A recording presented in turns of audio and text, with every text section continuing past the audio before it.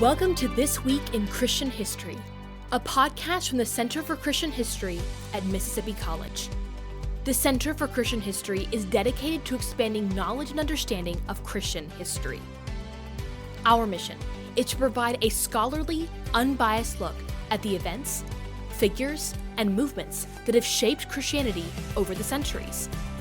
You can visit centerforchristianhistory.com for daily historical highlights. And each week on this podcast, we'll do a deep dive into key moments with Christian history's leading authorities. We are pleased to have the Christian History Institute sponsor this episode of the podcast. Find free resources and subscribe to their magazine at christianhistoryinstitute.org. On February 13th, 1793, Christian Schwartz died. We all know William Carey for his missionary work in India, but he was not the only important missionary to that nation. Christian Schwartz was a Lutheran missionary from Prussia. He immersed himself in Indian culture by learning several languages so he could converse with Muslims. He died on February 13th, 1793, after ensuring that the next generation of Indians could sustain the work that he began. And on February 14th, 278, Saint Valentine was beheaded. The story of Saint Valentine has lasted 2 millennia, yet no one is quite sure of the correct details of the story. The Catholic Church struck the story from its list of feasts and removed it from its calendar in 1969. The most accurate story seems to be that around 270, the Roman Emperor, Claudius the Cruel, had trouble finding men for his army. So, he decided to ban all marriages and engagements, thinking that the desire to marry was preventing men from enlisting. Despite the emperor's edict, a Roman priest named Valentine refused to stop marrying couples. As a result, the emperor had Valentine beheaded on February 14th, 278. Finally, we reach the subject of this week's deep dive. Lew Wallace lived perhaps one of the most impressive lives of the late 19th century. He held several prestigious titles, including New Mexico Territorial Governor, Ambassador to the Ottoman Empire, and Union Army General, and he served as a military judge at the trial of Abraham Lincoln's assassins. He also wrote Ben-Hur, A Tale of the Christ, which has been called the most influential book of the 19th century. After a life of great success, Wallace died in Crawfordsville, Indiana on February 15, 1905. Today, Nick Walters, director of the Center for Christian History, talks with Thomas Meeks of the Wallace Museum about the life and times of this fascinating figure. Hi, this is Nick Walters, the founder of the Center for Christian History at Mississippi College. We are glad to have yet another conversation about something very interesting that happens this week in Christian history. And we are talking today with Tom Meeks, who is the Associate Director of the General Lew Wallace Study and Museum in Crawfordsville, Indiana, to talk about General Lew Wallace and a famous book that he wrote. Many people who don't probably, Tom, don't know the full title, right? Which is Ben-Hur, A Tale of the Christ. And Tom and I are going to have an opportunity to talk today about General Wallace and about the book as well. So Tom, thank you for joining us. Yeah, and thank you for having me on. Absolutely. Well, tell us just a little bit before we actually talk about General Wallace and being able to talk about the book. Tell us about the center that's there in Crawfordsville and how that all came about. So right now I am sitting in General Lew Wallace's study. It is today a museum, but it's a building he built late in life after he wrote Ben-Hur. Built it with the money he made off Ben-Hur. Okay. To be as he said, a pleasure house for his soul. He wanted a place where he could just bury himself in a den of books and paint if he wanted to, play music if he wanted to do his violin, read, of course, write, and not be bothered. Kind of wanted to put himself in seclusion in here so he could focus on his work. How about that? And so is it kind of a spot behind his home, or help us with the visual? Is it down a couple of blocks away, or yeah? Where is so we are. What was his home is unfortunately no longer there. There is a house there, but it's been remodeled extensively. He built this building, though, basically in his backyard. There was a spot he loved to write outside. Now a statue stands there, and but before the statue was a big beech tree, beautiful beech tree, and he loved to write under it. He would set up a platform with a rocking chair and a lap desk, sometimes build a tent over it, and he loved to work outside if he could. And just 20 feet away from that area, he eventually built this building. And now, like I said, today it's a museum. It became a museum, in the 1940s. And before that, it was owned by the family, but it kind of acted as a museum, but it didn't officially become one until the 40s. So. How about that? Well, great. Well, tell us more about Lew Wallace, and kind of just give us some background on him and some of the really cool things that he got to do. My gracious, all the different things that one human did in a lifetime. No wonder he's got a museum to him for all of that work that he did. And then let's talk a little bit more about that, about specifically, let's talk about Ben-Hur and how that came about. Sure. So Lew Wallace, and I'm a biased person working here, but to me, Lew Wallace he's an American hero. He is a Renaissance man, first and foremost. He could do almost anything. He could approach almost any topic and do it well. He's born on April 10th of 1827 to David Wallace and Esther French Test. Esther French Wallace. Okay. Unfortunately, when he's a boy, his mother passes away when he's about 5 years old. His father, about that time, was lieutenant governor of Indiana. When he turns 9, his father's elected to be the actual governor. So as a boy, his father, he loses his mother at a young age, and his father is so busy with politics that he's not around that often. So Lew, as a boy, is able to just raise himself. He loves adventure. He loves to explore the untamed woods of what was then frontier Indiana. He wasn't particularly good at school as a boy. He, tells stories in his autobiography about getting hit by teachers, there's one story that I find hard to believe, but apparently on his first day of school, a little girl next to him ate his pencil. Literally ate the pencil, so the teacher punished him for not having a pencil. There's another one of my favorite stories of his boyhood, and he's got to be 13 at this point. His father's in office in Indianapolis, so Lew is living in Indianapolis with his father, and he runs away from home because he loves adventure. He wants to get out there and experience the world. He runs away from home to attend the Tippecanoe and Tyler II speech by William Henry Harrison, one of the most famous presidential speeches in U.S. history. And he goes to attend it, runs away from home as a 13-year-old boy. So he's very politically in tune from a young age, probably because his father was governor, but loved adventure. As he gets older, the Mexican-American War breaks out when he's about 19. He joins that. After the war, he starts practicing law.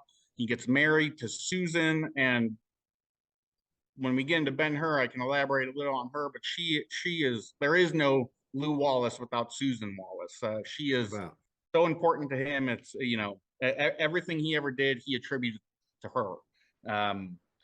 So he gets married, and in the late 1850s, he's involved with politics, and he's involved with a militia company, and that militia company gains statewide fame. So as 1861 comes around and the Civil War starts to break out, the governor then, Oliver P. Morton of Indiana, calls on Lew Wallace because he knows his name from his fame as a militia leader, and makes him the adjutant general at the outbreak of the war, and charges him with recruiting all of the men. Abraham Lincoln calls for 75,000 volunteers. Well, Indiana's quota was 6,000 men. Lew starts sending out telegrams, flyers, contacting everybody in Indiana he can to recruit. and the quota was 6,000 men. Well, 13,000 showed up to Wow. volunteer their services. So he was tasked with organizing them into their regiments. Well, Lew told Oliver Morton, I will accept this position, but only under the circumstance that I am given command of one of those regiments. So he takes command of the 11th Indiana at the outbreak of the war, about a week after organizing 13, just the logistics of organizing 13,000 men in a week. Throughout the Civil War, though, he's the colonel of the 11th early on. He's promoted to brigadier general. Fort Henry and Donelson happened. Shiloh, he's promoted to major general after those. Shiloh happens, and he has a big falling out at Shiloh. I suggest reading some of that stuff too. That's probably the biggest stain on his military career, but it can be argued. It's been argued by historians for, going on 150 years now, 200 years. So he's put on the shelf after Shiloh and taken out of active duty. He would sit on the Buell Commission during that time. He would help with the siege of Cincinnati during that time. But then Abraham Lincoln himself personally puts Lew back in charge of some troops in Maryland, puts him in charge of the Middle Department, gives him control of about 6,000, 8,000 troops in the state of Maryland. And then the Battle of Monocacy happens. And that's probably the battle he's most famous for outside of Shiloh. After the war, he's involved with two of the most controversial and high-profile trials in U.S. history. He's part of the Abraham Lincoln conspirators trial. And then he's also part of the Henry Wirz Andersonville prison Commandant Henry Wirz trial. He's the president of that one. Again, both of those very significant, very controversial today. In the period after the war, he's looking for a way to get away from practicing the law. He, at this point in life, detested the law. So he resigns his commission from the United States military and joins the Mexican army, is commissioned there by Benito Juarez and the Juaristas to help Benito Juarez retake control of the Mexican government. Wow. Many Civil War veterans did that, I believe, on both sides.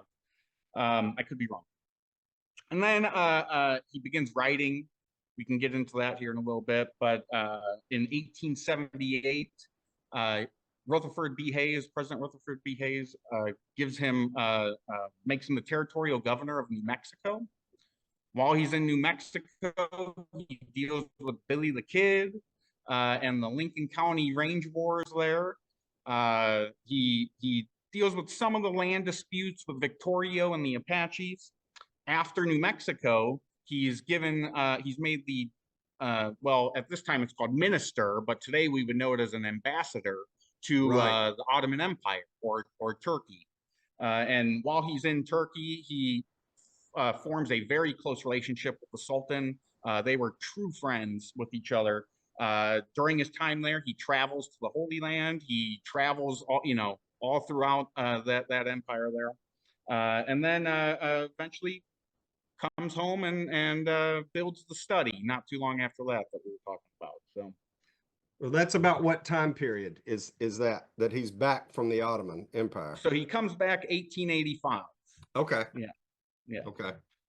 All right. And then study's not built kind of till. when oh no, I'm sorry. That when he's coming home from there, he actually writes his wife saying, I want to build a study. I want this pleasure house for my soul, is where that quote comes from.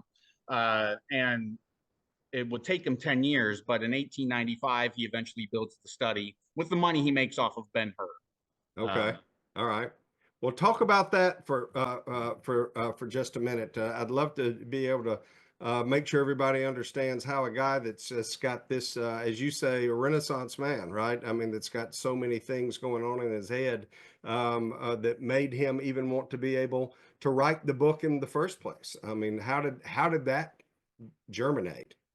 Yeah. So relating back to his childhood, he was not the greatest student. He absolutely hated math, but he loved to read and write.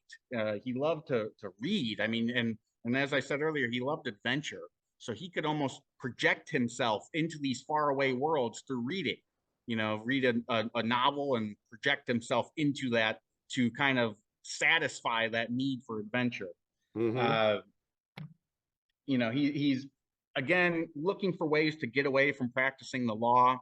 So he starts after the war writing, and he picks up a book that's called The Fair God.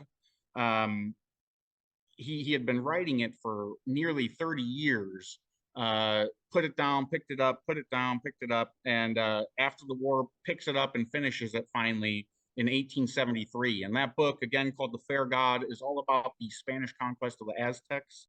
It dealt with a lot of the discovery of the New World, and how the Aztecs. It's written from the Aztec point of view, and shows how they perceived these Spanish conquerors at the time. From there, though, he gains some confidence after that's released. It's released and does fairly well. Not what Ben-Hur would do, but he begins thinking, well, what can I do next? What can I write next? And from as far as he could remember from being a boy, he was always fascinated with the story of the three magi, seeing the star in the east, receiving the message that Jesus, that the new King of the Jews is born from the star of the east. So he is fascinated with this tale, but he has all these unanswered questions. He was told that tale by his mother as a boy, but has all these unanswered questions. Who are these men? How did they travel across the desert at that time? How did they receive a message from a star? So he starts writing this piece, and he thinks early on that this piece is going to be just a magazine serial, just a series of, articles that come out in a magazine every month that have illustrations with it, what have you, Sure. to tell the story of the three magi. As he is in that process, he's realizing, oh, the birth of Jesus, this is a really good beginning. This is a start of a big story, the birth of Jesus. And then he starts thinking, well, what's the logical end of that story? The crucifixion is what the logical end is. And if you follow through Ben-Hur, that's what it starts and ends at. But as with the wise men, he had all these unanswered questions about the people, the politics, the culture of the time. And he realizes that, well, Christians will not accept a story in which Jesus is the main character. They will be very offended by that. Some will consider it as blasphemy. And this is in the 1870s. Sure. Different than it is today. So he starts filling in the time between the birth and the crucifixion with these stories of people, these stories of the politics, these stories of the culture of that time. And that's where he starts making that transition to the story of Judah Ben-Hur. You can watch the rest of Nick's interview with Thomas Meeks on the Center for Christian History website at centerforchristianhistory.com. We are pleased to have the Christian History Institute sponsor this episode of the podcast. Find free resources and subscribe to their magazine at christianhistoryinstitute.org. This Week in Christian History is produced for the Center for Christian History by Blue and Gold Media at Mississippi College, in cooperation with the MC Department of Communication. For episode transcripts and more information, visit centerforchristianhistory.com. Be sure to subscribe on Spotify, Apple, YouTube Music, or wherever fine podcasts are found. Our next episode is coming next week. Thank you for listening.